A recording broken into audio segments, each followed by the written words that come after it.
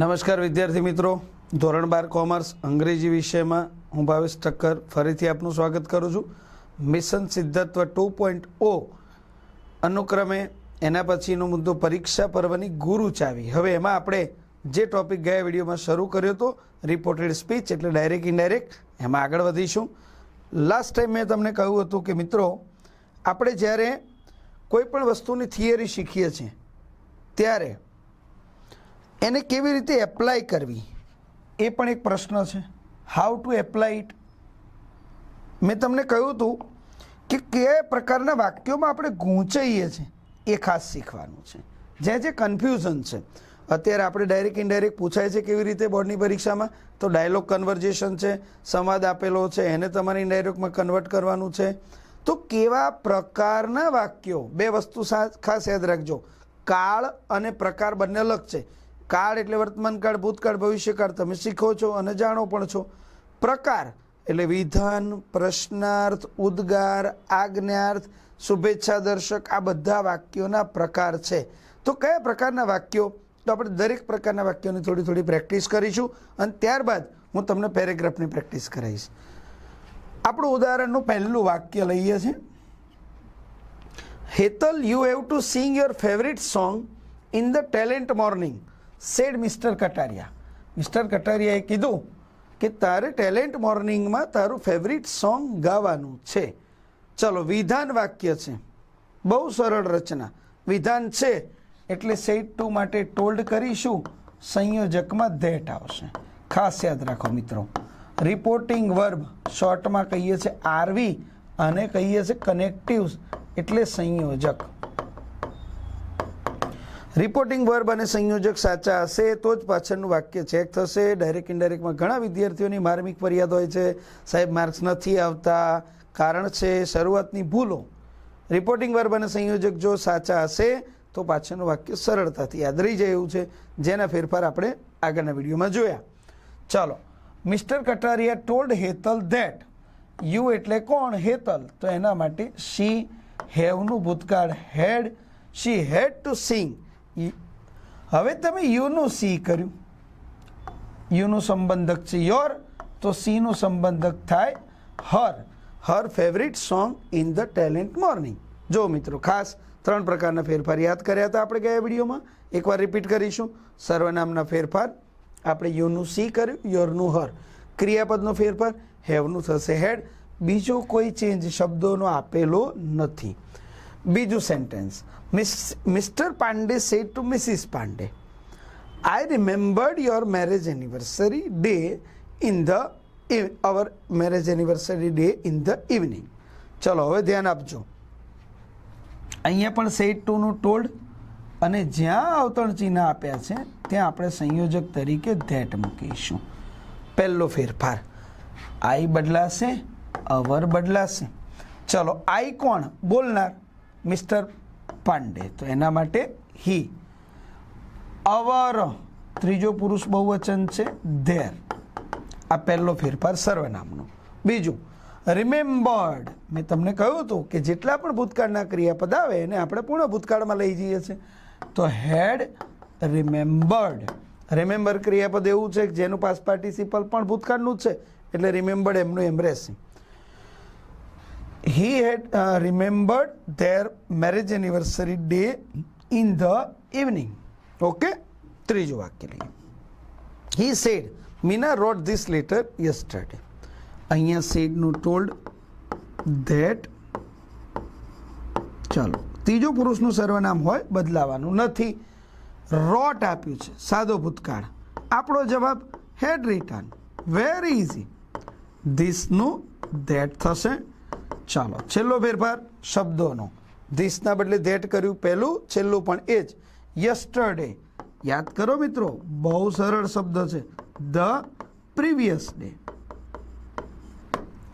Next, my brother said mister H M. Shah played cricket 2 days ago.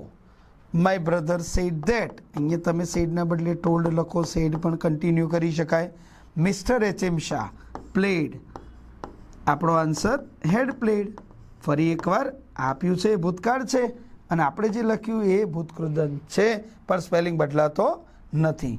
Cricket 2 days ago, અગોના બદલે આપણે શું કરીએ છીએ? Before.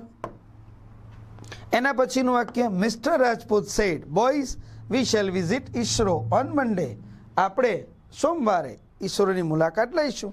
Mister Rajput said that. We, સાહેબ ધ્યાન આપજો, વીનું હંમેશા they. Mister Rajput told boys that they shall, યાદ કરો શેલ હોય કે વિલ હોય બંનેનું થશે would. They would visit ISRO on Monday. હવે આ તો થઈ સાદા વાક્યોની વાત. હવે પ્રશ્નાર્થની ચર્ચા કરીએ મિત્રો. પ્રશ્નાર્થ વાક્યોમાં how did you do this sum Tina, said the teacher. વાક્ય પ્રશ્નાર્થ છે. ધ ટીચર આસ્ક્ડ ટીના, બોલનાર અને સાંભળનાર બંને પહેલાં જોડાશે, જેને આપણે રિપોર્ટિંગ વર્બ કહીશું. ધ ટીચર આસ્ક્ડ ટીના, પહેલો શબ્દ છે હાઉ. મિત્રો આમાં ખાસ યાદ રાખીશું કે જ્યારે પ્રશ્નાર્થ વાક્ય હોય ત્યારે આસ્કડ મૂકી દીધું, કામ આપણું પૂરું નથી થઈ જતું, ત્યાંથી શરૂ થાય છે. જો પહેલો શબ્દ WH હોય તો એ લખી દઈશું.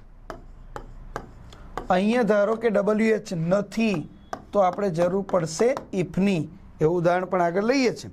ચાલો, એના પછીના બે શબ્દની જગ્યા બદલીએ છીએ, ક્રમ બદલવો પડશે. કેમ? કરતા આગળ આવશે, ક્રિયાપદ પાછળ જશે. બટ વાય, શા માટે? તો જ્યારે ઇનડાયરેક્ટ સ્પીચમાં વાક્ય લખીશું ત્યારે પ્રશ્નાર્થ ચિહ્ન કરવાનું નથી, પૂર્ણવિરામ કરવાનું છે. તો એ વખતે આપણે એને વિધાનમાં ફેરવવું પડે. અને વિધાન એટલે શું? પહેલો કરતા અને પછી ક્રિયાપદ. વિધાન વાક્યની ગુજરાતી વ્યાકરણમાં બહુ સરળ સંકલ્પના છે.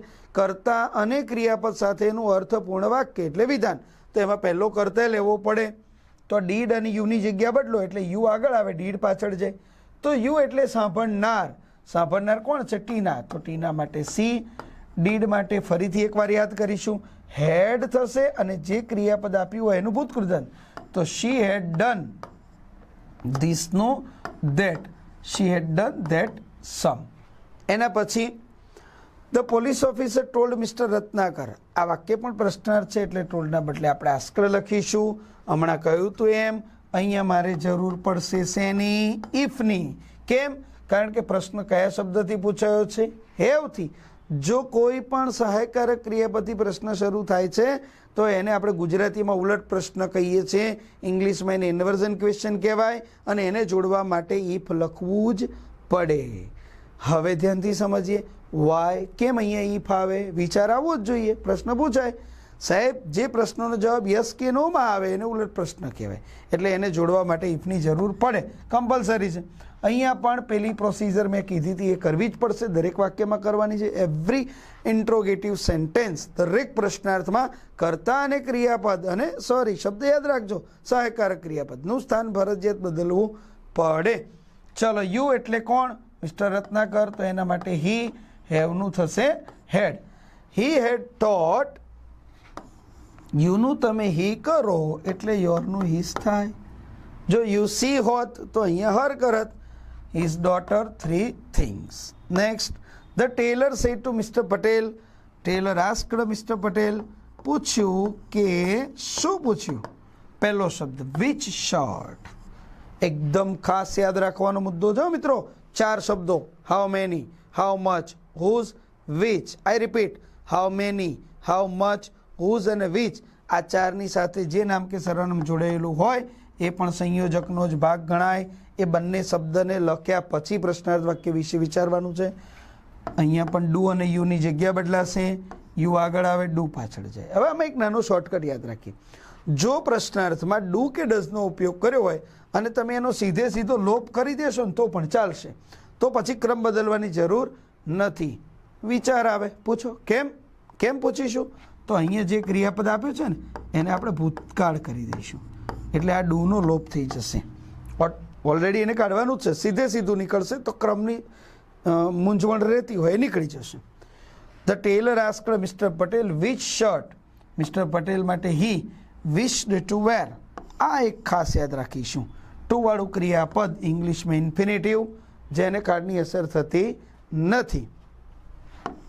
મધર આસ્ક્ડ મી, મમ્મીએ મને પૂછ્યું. Please gate sum potatoes. હવે આ વાક્ય તમને પ્રશ્નાર્થ લાગે છે? ના. કેમ? શું આપ્યું છે પાછળ? પ્લીઝ. તો પ્લીઝ છે એટલે કયું ફોર્મ છે? રિક્વેસ્ટ ફોર્મ છે. તો અહીંયા આપણે સેડ ટુના બદલે હવે આસ્કડના બદલે શું મૂકીશું? રિક્વેસ્ટેડ. આસ્કનો એક અર્થ કયું પણ થાય છે. જો આજ્ઞાર્થ વાક્યમાં ક્રિયાપદ સ્પષ્ટ ના હોય તો તમે ત્યાં આસ્ક લખી શકો છો. મધર રિક્વેસ્ટેડ મી, ટુ વડે જોડીશું ટુ ગેટ મી. ચલો હવે મી કોના માટે વપરાયું છે? મધર માટે. તો ત્યાં હર આવશે. To get her some potatoes. The teacher said to me, ટીચરે મને પૂછ્યું, why did you not attend the school yesterday? કેમ તમે ગઈકાલે સ્કૂલ એટેન્ડ નહોતી કરી? The teacher asked me. Why, WH લખ્યું, ક્રમ બદલો. યુ એટલે કોણ? મને પૂછ્યું. તો યુનું શું થઈ જશે? આઈ. યાદ કરો, ગયા વિડીયોમાં કહ્યું હતું દર વખતે યુનું હી કે સી થતું નથી. યુ એટલે સાંભળનાર, સાંભળનાર મી, તો મીનો કરતા આઈ. ડીડનું થશે had. I had not attended the school યસ્ટરડેનું ધ પ્રીવિયસ ડે. રાઈટ. ચાલો એના પછીનો મુદ્દો, please show me the principal's cabin said the student. વિદ્યાર્થીએ કહ્યું કે મને પ્રિન્સિપલનું કેબિન બતાવો. The student requested. ફરી એકવાર સેમ ટોપિક, પ્લીઝ આપ્યું છે, રિક્વેસ્ટેડ આવશે. ટુ શો, આજ્ઞાર્થ વાક્ય ટુ વડે જોડાય, નકાર હોય તો ડોન્ટ હોય એટલે એને આપણે નોટ ટુ વડે જોડીએ છીએ. ટુ શો મી, કોણ છે? સ્ટુડન્ટ. સ્ટુડન્ટમાં જ્યારે જાતિ અંગે સ્પષ્ટતા નથી કરેલી ત્યારે ત્રીજો પુરુષ એકવચનમાં પુલ્લિંગ પ્રમાણે ચાલવું. To show him the principal's cabin. એના પછીનું વાક્ય, feed the cows Magan said the farmer. ખેડૂતે મગનને કહ્યું. તો the farmer ordered Magan to feed the cows. માત્ર ટુ વડે જોડવાનું છે, કોઈ ફેરફાર નહીં. 13મું વાક્ય એના પછીનું, the traffic police said stop the car there. આ કોઈ ઓથોરાઇઝ પર્સન હોય ત્યારે એને જે શબ્દ વાપર્યો હોય એને આપણે ઓર્ડર્ડ કહીએ છીએ, because he has the authority, કારણ કે એની પાસે સત્તા છે.